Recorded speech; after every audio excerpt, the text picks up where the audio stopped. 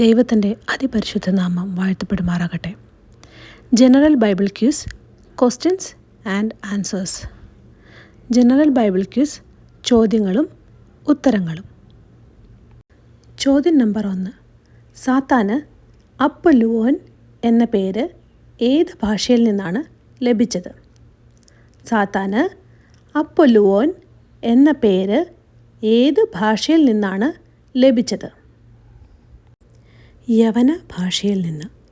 സാത്താന് അപ്പൊല്ലുവോൻ എന്ന പേര് ലഭിച്ചത് യവന ഭാഷയിൽ നിന്നാണ്.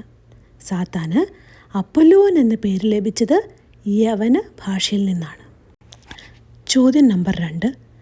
അനാഥോത്തിലെ പുരോഹിതന്മാരിൽ ഒരാളായ ഹിൽക്കിയാവിൻ്റെ മകൻ ആരായിരുന്നു?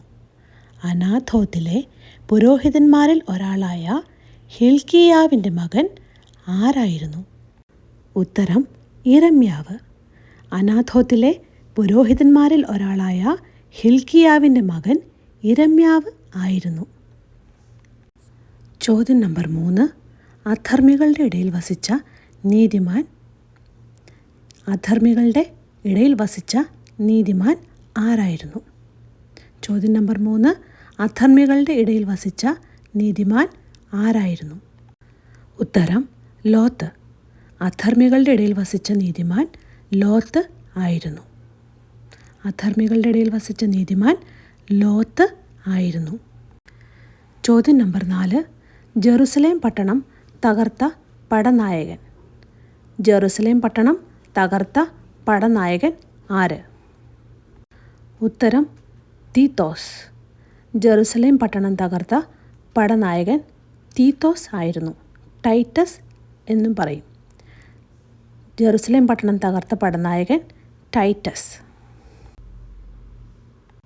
ചോദ്യം നമ്പർ 5. ജെറുസലേം പട്ടണം തകർത്തത് എന്ന്?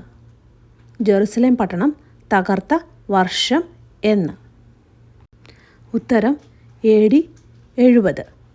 ജെറുസലേം പട്ടണം തകർത്ത വർഷം AD 70. അടുത്ത കുറച്ച് ക്വസ്റ്റ്യൻസുമായി നമുക്ക് വീണ്ടും കാണാം. ദൈവതിരുനാമം മാത്രം മഹത്വപ്പെടുമാറാകട്ടെ. ആമേൻ.